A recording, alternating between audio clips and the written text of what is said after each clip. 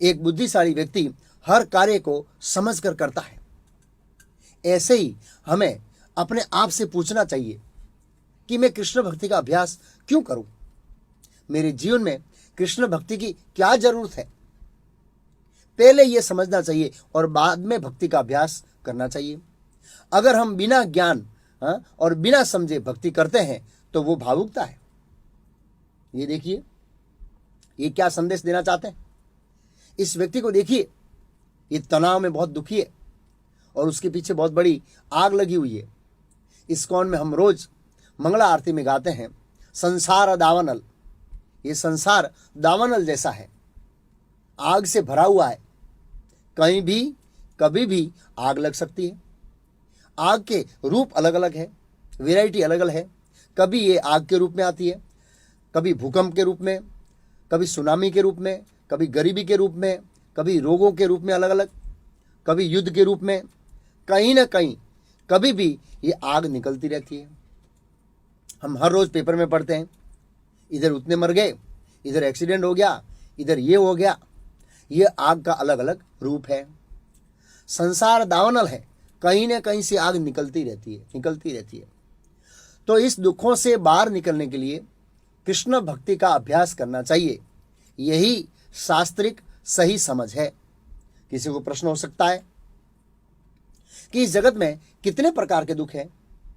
तो भगवान कृष्ण भगवत गीता के 8वें अध्याय के 15वें श्लोक में कहते हैं, इधर, दुखालयम अशाश्वतम। ये जगत दुखों का भंडार है। आप हॉस्पिटल में जाएंगे तो देखेंगे कि हॉस्पिटल में बहुत सारे विभाग होते हैं। हम ढूंढते ढूंढते थक जाते हैं। किसी के पेट का दुख है, किसी को कान का दुख है, किसी को चमड़ी का रोग है, किसी को दांत का रोग है, किसी को हाथ का रोग है, किसी को पैर का रोग है। बहुत सारा अलग अलग प्रकार का रोग और दुख है। हम देखते हैं कभी कभी भूकंप आता है तो सर्वनाश हो जाता है, कभी बाढ़ आती है, कभी हिंदू मुस्लिम में कौमवाद का झगड़ा होता है, कभी रोग फैलता है, कभी गरीबी आती है, कभी गोधरा जैसा कांड होता है, कभी कारगिल युद्ध होता है। ऐसे बहुत सारे दुख हैं। भगवान ने इस जगत के ऊपर सिंबल मार दिया है ताकि हम पहचान सकें कि ये जगत कैसा है। जैसे कोई बोतल में लाल कलर का जार है और दूसरी बोतल में लाल कलर का शरबत है। अगर उसके ऊपर सिंबल नहीं मारा है तो हम शरबत और जहर को भेद नहीं कर सकते हैं। ऐसे ही भगवान कृष्ण ने इसके ऊपर सिंबल मारा है और उस सिंबल में क्या लिखा है? इधर लिखा है दुख आलयम अशाश्वतम, कि ये जगत दुखों से भरा हुआ है। हम कभी भी इस जगत में सुखी नहीं हो सकते। जैसे जेल में जाकर व्यक्ति कभी भी सुखी नहीं हो सकता, ऐसे ही इस जगत में रहकर कोई भी व्यक्ति सुखी नहीं हो सकता। दूसरे दिन के अंत में हम समझे थे, मछली के उदाहरण से हम समझे थे, उसको फिर से समझते हैं।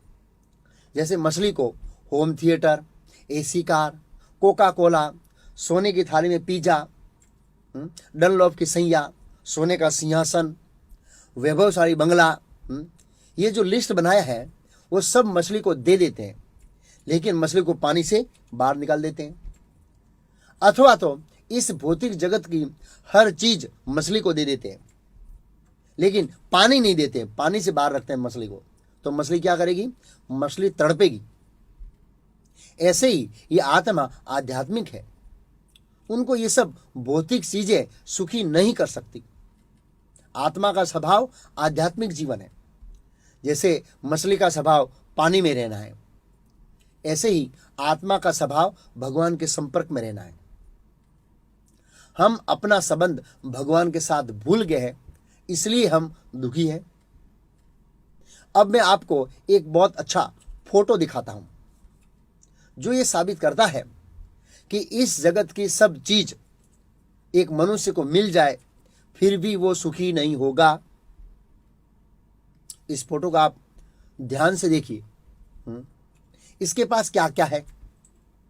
इसके पास बाहर एक गाड़ी पड़ी हुई है, ऊपर स्पॉटलाइट लगी हुई है, पीछे कंप्यूटर है, लैंडलाइन टेलीफोन है, हाथ में शराब पीने का ग्लास है, हाथ में डिजिटल घड़ी है, कान में सुनने के लिए ईयरफोन लगा हुआ है, दूसरे हाथ में रिमोट कंट्रोल है, वह टीवी देख रहा है, टीवी के ऊपर वीसीआर है, टीवी के पीछे दारू की बोतल स्टॉक में पड़ी है, फिर ओवन में केक बन रही है, अंदर भी बहुत सारी चीजें पड़ी है, उसके पास सब चीज है, फिर भी उसका मुंह देखिए, एक मरे हुए व्यक्ति के जैसा मुंह है। वो कहावत है ना, ये मुख मन का दर्पण है, मन के अंदर क्या है वो मुंह पे दिखता है। आप सोच सकते हैं कि ये व्यक्ति अंदर से कितना दुखी है। हम सब इस भौतिक जगत के अंदर ऐसे ही मरे हुए हैं। क्यों? क्योंकि आत्मा अपनी स्थिति में नहीं है। अगर मछली अपनी स्थिति में नहीं होती है तो वो दुखी होती है। ऐसे ही हम अपनी स्वाभाविक स्थिति और हमारा जो स्वाभाविक वातावरण है उसमें हम नहीं है, इसलिए हम दुखी है। आत्मा के रहने का असली स्थान आध्यात्मिक जगत में है। इस भौतिक जगत का वातावरण हमारे लिए यानी आत्मा के लिए रहने के लिए लायक नहीं। लेकिन माया हमें आशाएं देती है कि बेटा अभी तो तुम पढ़ रहे हो, इसलिए तुम जीवन का आनंद नहीं ले सकते हैं, लेकिन जब तुम बड़े हो जाओगे तब तुम सुखी हो जाओगे। जब व्यक्ति बड़ा होता है तब कमाने का उसको लोभ होता है, पत्नी आती है, बच्चे होते हैं, उनका पालन पोषण करना होता है, इसलिए व्यक्ति जीवन में खुशियां नहीं मना सकता, टेंशन रहता है। फिर व्यक्ति सोचता है कि जब मैं वृद्ध हो जाऊंगा तब खुशियां मनाऊंगा। एक बार ऐसा हो गया, 5-6 लोग वृद्धों ने निवृत्त होकर आनंद लूटने का प्लान बनाया। वे लोग एक दिन सुबह टहलने के लिए मॉर्निंग वॉक के लिए निकले और वहां पत्थर पड़ा था, ठोकर लगी, पैर गिरा, सीधा घुटना चला गया। फिर डॉक्टर ने आकर पट्टी लगाया। उसके बाद उसको एप्पल खाने का आनंद लेना था। उन्होंने एप्पल को खाया, ऐसे देखा तो 2 दांत एप्पल में घुस गए। क्योंकि जब हम वृद्ध हो जाते हैं तो हमारे दांत बहुत कमजोर हो जाते हैं। एक बार दशहरे का फाफड़े का प्रसाद था। एक भक्त घर पर प्रसाद ले गया, अपने पिताजी को वो प्रसाद दिया, ये प्रसाद खाइए। उनके पिताजी ने फाफड़े का प्रसाद खाया और बोले, बेटा इसमें तो पत्थर है। भक्त ने कहा, आप अपना मुंह खोलिए। तो पिताजी ने मुंह खोला तो देखा तो उसमें 2 दांत गिर गए।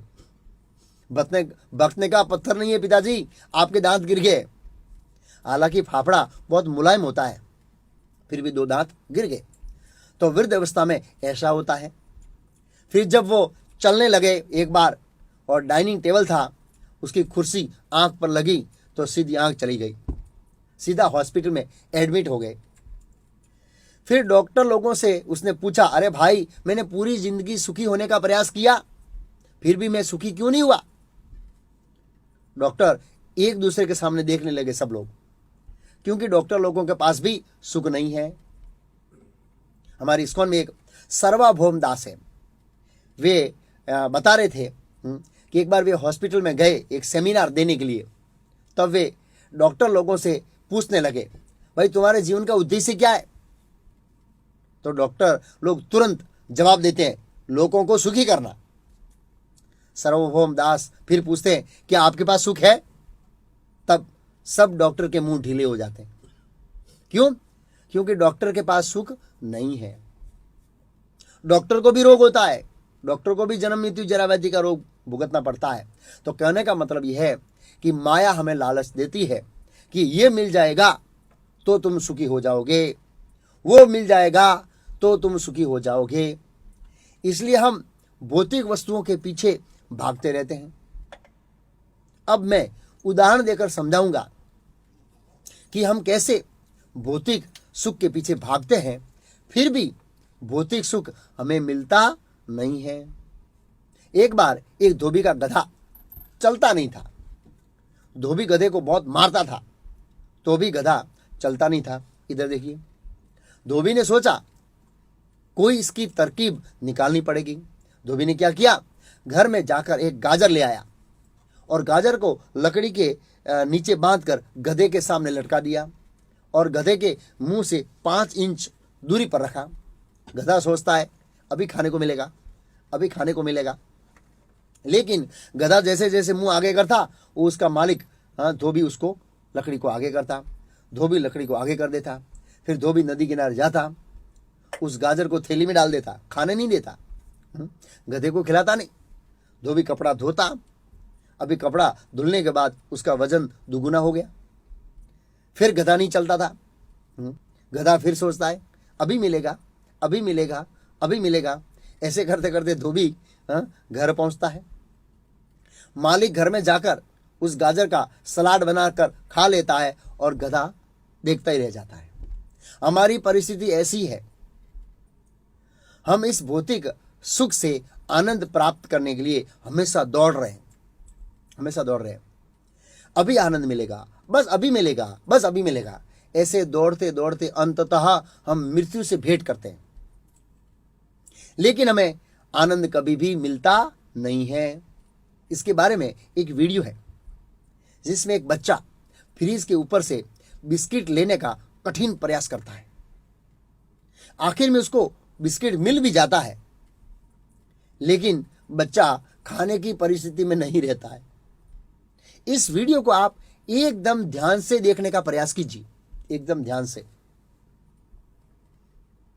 हमारे साथ ऐसा ही होता है। हम पूरा जीवन सुख ढूंढने का प्रयास करते हैं, तब तक हमारा जीवन पूरा हो जाता है। हमारे साथ ऐसा क्यों होता है? क्योंकि हम गलत जगह पर आनंद की खोज कर रहे हैं। यह भौतिक जगत दुखों और चिंताओं से भरा हुआ है।